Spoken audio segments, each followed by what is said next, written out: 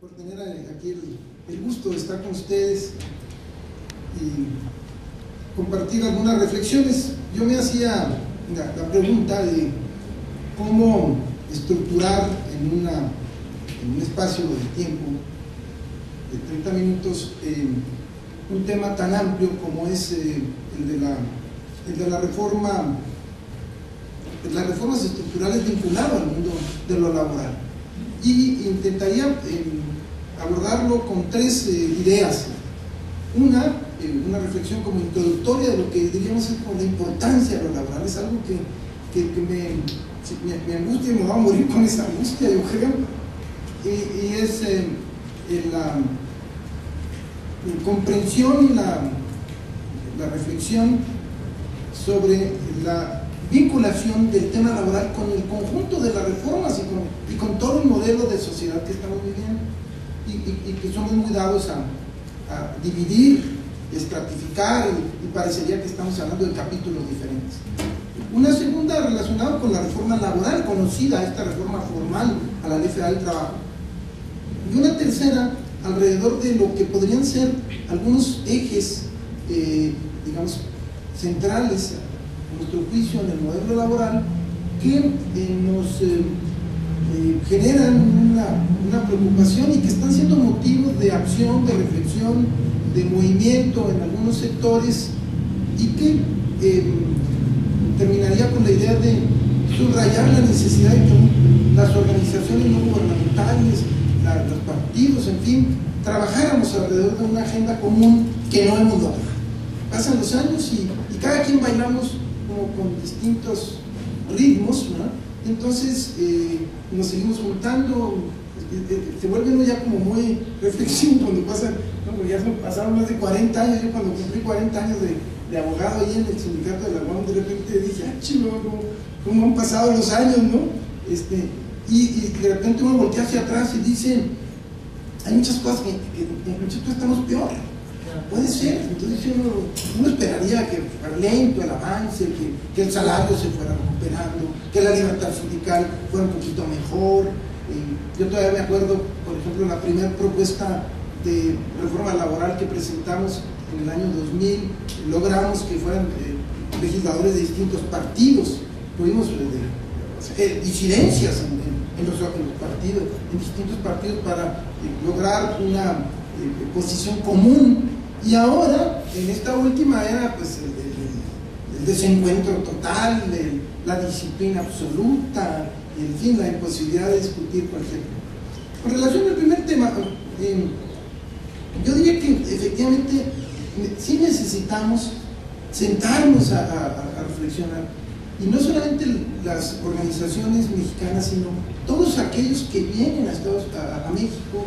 Veo mucho las organizaciones, no sé, extranjeras, las centrales sindicales, el Centro de Solidaridad por un lado, me refiero a los sindicalistas norteamericanos, que son muy importantes, y ahora lo hemos visto recientemente la importancia que tiene cuando es un legislador norteamericano que viene y se mueven de montañas, y el secretario de Trabajo y todo el mundo lo escucha, a diferencia de todas las acciones que llevamos a cabo en México.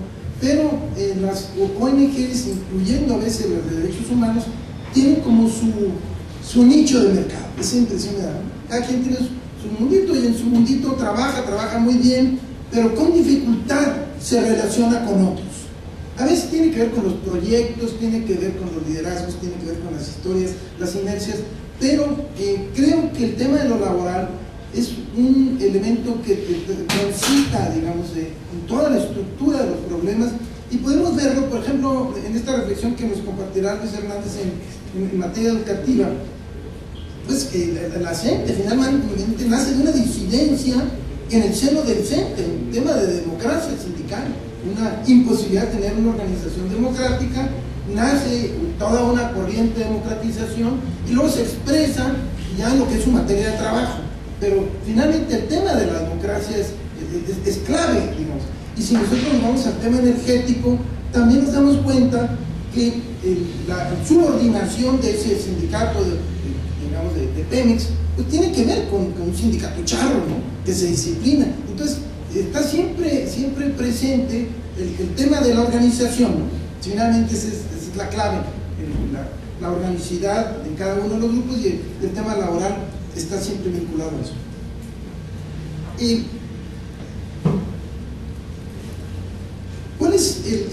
¿Cuál es la suerte, digamos, de lo que se ha llamado las reformas? Primero, yo diría que las reformas hay de dos tipos. Uno, lo que son las reformas formales, legales, yo diría que son muy poco importantes. La verdad, tenemos esa tendencia a estarla relacionando con la reforma laboral de 2012. Por ejemplo, la reforma laboral de 2012 fue como la culminación de muchas iniciativas y de muchos proyectos, pero fue una caricatura, una auténtica caricatura, en la que el PAN aventó a ella, como aprovechando un privilegio constitucional en el último periodo de Calderón, una vía de fast track, una vía rápida que tenía de lo que llaman iniciativas preferentes, y presenta una iniciativa en la que plantea barbaridad y media. Nada más menciono una como significativa, el tema de la subcontratación. Dice, podrá subcontratarse a cualquier persona con tal de que lo tengan afiliado en el Seguro Social y tengan un contrato mercantil. O sea, se iba a acabar prácticamente con el derecho laboral. Y a su vez planteaba una serie de reformas de orden colectivo. Pero esta reforma finalmente se detuvo, y habría que decirlo incluso con el propio PRI, el propio Mario Fabio, del tan mal que se habla de él, al final te dio cuenta de la barbaridad, pero el último día, o sea, una cosa tan precaria.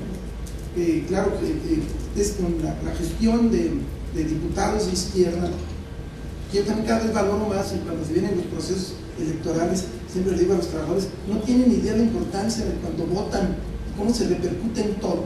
Y a ella, gracias a un cierto espacio de la representación, digamos, de izquierda, se logró que este tema, un temita que es el de la subcontratación, pudiera tener una suerte diferente y regularse con una serie de artículos que quedaron, yo diría, de manera bastante razonable, en términos de que solamente se podrá subcontratar cuando sea un carácter excepcional, cuando se justifique la especialidad, cuando se respete principios de igualdad salarial, etcétera, etcétera.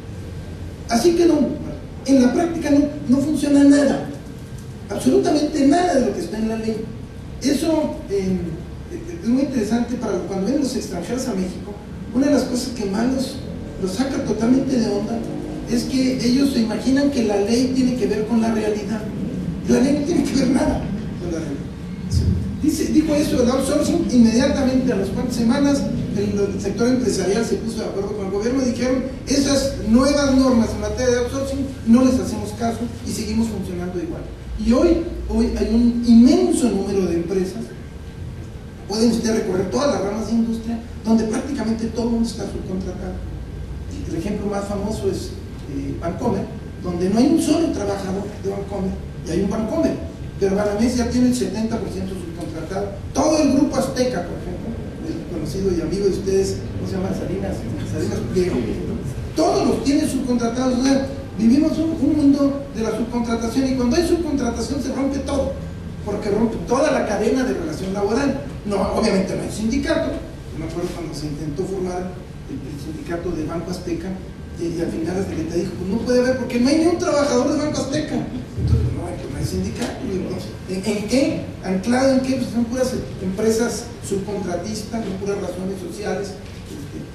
De tal manera que la reforma laboral no tuvo la dimensión e importancia que se suele señalar. En algunos aspectos se podría decir que sí la tuvo, pero no en términos generales.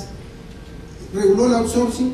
En segundo lugar, eso sí liberó, hizo más barato el despido a través de una regla nueva de que en materia de juicios los salarios caídos nada más se pagaría un año, y a partir del primer año un porcentaje por el concepto de interés. Y esto obviamente provocó que hoy se puede despedir a un trabajador, y ya las consecuencias del despido pues son inmensamente menores a las que había antes. Hay una parte de la sociedad que lo festejó porque se subrayan mucho los abusos a través de los medios de comunicación. Siempre se está así como dando una dimensión digamos falsa de la realidad, y entonces se hace sentir como que ese era un gran problema. Entonces se liberó de alguna manera el despido barato, se redujo la estabilidad en el empleo a través de algunas formas de contratación temporal, 3 contratos de temporada, el contrato de capacitación y contrato a prueba, pero tampoco funcionan en la práctica. O sea, se crearon, fue toda una lucha y los empresarios dijeron, ¿saben qué? No nos conviene, hay mucho lío, muchos requisitos, seguimos contratando como antes, o sea, contratos eventuales o contratos por tiempo determinado, y la experiencia demuestra que está la debilidad de los trabajadores, está la necesidad que cuando llega el día de pago, pues si se tiene que firmar la terminación, todo el mundo firma porque vive al día. Entonces esa es la mejor regla, la debilidad, la indefensión, la pobreza de la gente. Esa regla de oro que no está en la ley, pero que está en la realidad económica, es la que finalmente se proyecta en ese tema. Fue una reforma que en materia de justicia laboral tuvo aparentes cambios, se festejó mucho el que se iba a crear el sistema profesional de carrera en las juntas de conciliación y arbitraje, pero inmediatamente lo que se hizo fue cancelarlo, y los presidentes de todas las juntas, incluyendo el del DF, y ahí es una pena porque en el Distrito Federal no hemos logrado tampoco que haya interés, ¿no? Tenemos ya cuántos años de gobiernos de izquierda, creo que sabe que 18, 20 años de gobiernos de izquierda, y el mundo laboral sigue igual. Ahí siguen los trabajadores de la industria de la construcción colgados, los muchachos de los andamios que ustedes los ven ahí, ¿no? Cuando van recorriendo las calles, ahí ven a los jóvenes durmiendo en los estacionamientos, a las señoras ahí en las cobijas, realmente una situación tremenda que se vive en el mundo laboral, en el terreno de los derechos humanos laborales, y no hay iniciativa. No hay una iniciativa como para decir, vamos a proteger, adoptar, como les proponíamos al gobierno del DF, así como toman iniciativas de médico en su casa y abogado en su casa, y todos los días salen un plan nuevo. A mí me gustaría más planes estables que ocurrencias de todos los días. Se planteara, vamos a adoptar a 3 ramas de industria, por ejemplo, ¿no? Trabajadores en el DF, construcción, costureras, por ejemplo, quizá los trabajadores de estacionamientos o servicios, ¿no? Que podría implicar. Esa sería una idea maravillosa en el mundo de los derechos humanos laborales. Mi padre Concha, yo creo que si se animan, a lo mejor se puede ser el convocante para que como sociedad adoptemos ya sectores, porque parecería que necesitamos como una especie de focos públicos para poder, digamos, enfocar acciones. Entonces, la conclusión con este segundo tema es que la reforma laboral, formal, jurídica, tuvo una dimensión corta, y el alcance que llegó a tener, su eficacia real es muy limitada, porque se impone, y este es el tercer tema, la realidad de un modelo de precarización constante que abarca, digamos, distintos aspectos. Uno primero, sin duda, tiene que ver con el empleo. Es muy difícil hacer una reflexión laboral si perdemos de vista que más de la mitad de la población económicamente activa no tiene empleo estable, con mínimos derechos. Eso es clave, porque obviamente presiona mucho todo este modelo nuestro en el que la mayor parte de la población está en condiciones de precariedad y de inestabilidad y de informalidad. Es cierto que se pueden dividir, pero también es cierto que uno empuja al otro. Así como las reformas estructurales, unas empujan a otras y no pueden ser divididas, lo mismo sucede en esta relación empleo formal, empleo informal. El segundo tema es el del salario. Ustedes lo saben, o sea, tenemos uno de los salarios más bajos del mundo, conocemos el salario mínimo, y toda una discusión sobre ese tema. Y puras incongruencias. Por ejemplo, ahorita está detenida en la Cámara de Senadores la reforma legal para quitar la indexación del famoso, digamos, salario con otras variables y factores como son multas y digamos, subvenciones a los partidos, que es la condición que han puesto para mejorar el salario mínimo, y está detenida por la Comisión de Trabajo, detenida por otro amigo de ustedes que es Lozano, ¿cómo se llama? Javier Lozano, el pianista, que es el presidente de la Comisión de Trabajo, y el panismo había dicho que estaba a favor del incremento del salario mínimo, dice que está deteniendo eso. Y yo les aseguro, ya no vamos a tener incremento de salario mínimo ahora en el mes de noviembre, porque fue una reforma constitucional, tampoco lo vamos a tener el año que entra. Entonces, realmente vamos a seguir sufriendo una condición salarial que nos coloca entre los países con mayor pobreza del mundo. El otro día veía la comparación entre el salario americano y el nuestro, es del orden de 15 veces el salario mínimo. Entonces, imagínense lo que significa 15 veces, es decir, 1500%, ¿no? Lo cual, pero además, la mayor parte de nuestros salarios están concentrados no solamente en el salario mínimo, sino entre 1 y 3.7 salarios mínimos. Entonces, ahí está la mayor parte de la población, o sea, bajos en la parte, digamos, mínima, pero también bajos en el terreno de lo promedio. Y el salario es un elemento clave, y que no solamente tiene que ver con la pobreza, la incapacidad para cubrir necesidades, sino impacta, como ustedes lo han de comprender, en todo, ¿no? De educación, digamos, toda esta juventud que se va, pues, a opciones de delincuencia mucho más atractivas, y toda esta precariedad y violencia que todos conocemos. Un tercer tema que es fundamental y que lo mencionaba el padre Concha, también no le damos la importancia que tiene, es el tema de la negociación colectiva, porque la negociación colectiva es como la madre, es como el corazón del mundo del trabajo. La ley no es más que un piso de derechos básicos, pues 15 días de aguinaldo, 25% de prima vacacional, 6 días de vacaciones, eso no es nada. Entonces, arriba, cuando la gente hace críticas de lo laboral, normalmente está refiriéndose a Pemex, está refiriéndose a CFE, y realmente es conveniente distinguir lo que es el piso de ley y lo que es el mundo de la negociación colectiva, y la experiencia que hay en otros países. Los modelos laborales exitosos, como se dice hoy, están construidos sobre la base de la negociación colectiva. Una negociación colectiva obviamente compleja, que involucra al sector empresarial, sustentada en un diálogo, digamos, vinculado a temas de racionalidad productiva, que el tema laboral es importante. A veces yo me hago la pregunta de por qué muchas ONGs no les gusta lo laboral, y digo, es que no le quieren entrar a la realidad. Es una impresión, no sé por qué, porque no quieren hablar de productividad, y la productividad es importante hablar de ella. Hablar del uso racional, hablar del ejercicio no solamente de derechos sino de obligaciones. Y entonces, ahí ya mucha gente dice, no, eso ya no está tan interesante, yo quiero algo más radical, ¿no? Bueno, entonces se pasa de lo laboral, y entonces los derechos humanos siempre están en paradigmas muy altos, ¿no?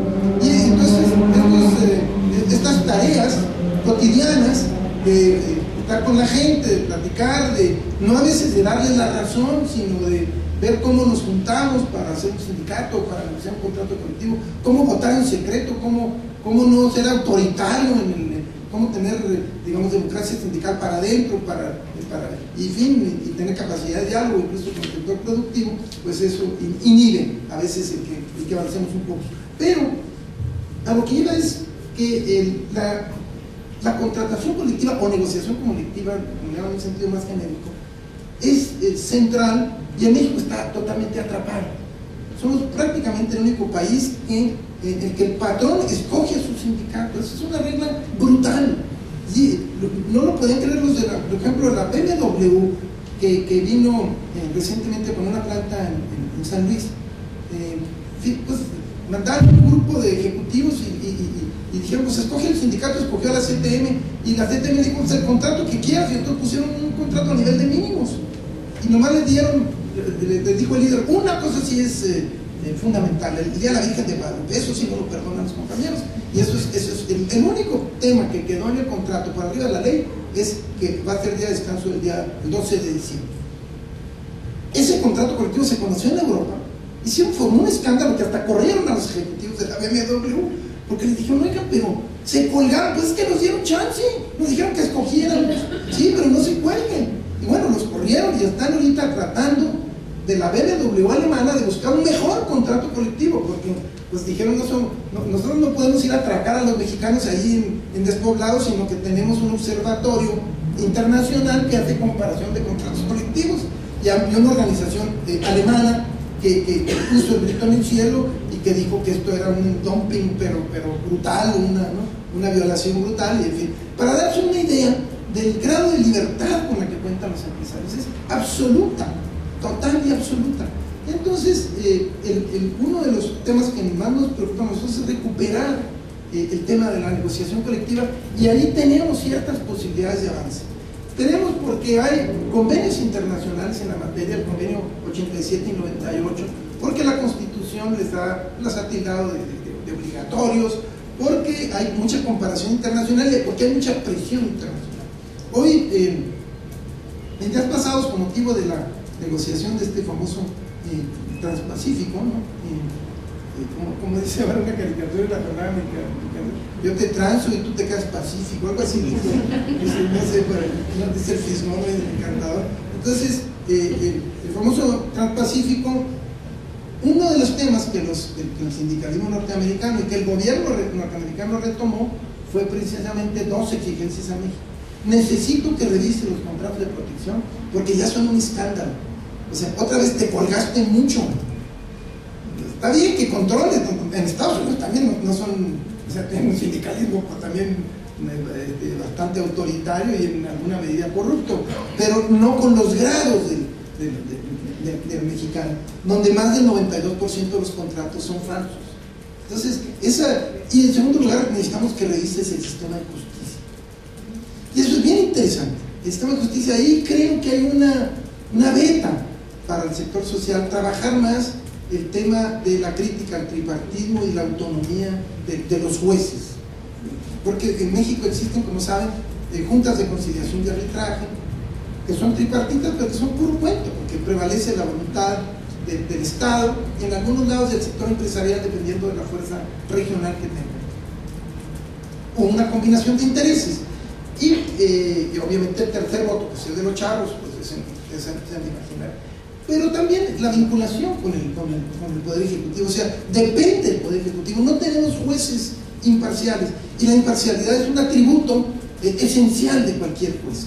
Y el juez en materia laboral es importantísimo, porque tiene que ver con el registro de los sindicatos, tiene que ver con la titularidad, no solamente con el tema de los juicios, no solamente con el tema del outsourcing. Por ejemplo, si pusieran orden sobre el tema de outsourcing, o sea, paraban de cabeza a las aseguradoras, a los bancos, todo el mundo está fuera de la ley, fuera de la ley. Y claro, los americanos dicen, debería haber inspección. Bueno, pues no hay. En el DF, en el Distrito Federal, tuvimos un evento la semana pasada y ahí estaba la secretaria de Trabajo, nos contaba que hay 7 inspectores para todo el Distrito Federal. Eso es lo que el dinero, la gasolina alcanza para 7, para todo el DF. Imagínense, es una cosa grotesca. O sea, se ha desmantelado todo un andamiaje que es central, que es la, digamos, investigación, la revisión, ahí en el centro de trabajo. En Chile, por ejemplo, nos contaba una jurista que en Chile el director de inspección es más importante que el secretario de Trabajo, porque es el que va a checar. Imagínense cómo sería la industria de la construcción. Se pararan ahí, oiga, joven, ¿dónde está el lugar para dormir? ¿Dónde está el lugar para comer? Este joven no puede trabajar aquí. En fin, digamos, y en ese sentido los gobiernos han renunciado totalmente a su obligación de fiscalización. Entonces, y esto tiene que ver pues con la contratación colectiva. Entonces hablábamos de la justicia laboral como un elemento clave vinculado con la negociación colectiva. Y obviamente pues viene de manera complementaria el tema de la democracia en el mundo del trabajo. Y todos estos factores finalmente son los que inciden en el valor del salario, son los que inciden en la posibilidad de que los trabajadores que somos, esa parte formal o esa parte informal, dependiendo de sus características y ramas de industria, es digamos, un elemento clave para que se transformen otros aspectos de la sociedad. Esta queja que tanto hacemos de los procesos electorales, de cómo la gente se deja manipular, bueno, pues por niveles de pobreza. Siempre el problema constante que tenemos es que la materia prima que tenemos está atropada, la gente está bien fregada y obviamente se tiene que sujetar a reglas pues de subordinación y de necesidad y manipulación pues, propia de su condición económica y de su debilidad estructural y de su esperanza de vivir mejor por algún tipo de promesa. Entonces, yo concluyo concluiría en el que esta recuperación de la agenda laboral constituye una urgencia, y quizá el eje estaría en que necesitamos una especie de convocatoria central para que todos trabajáramos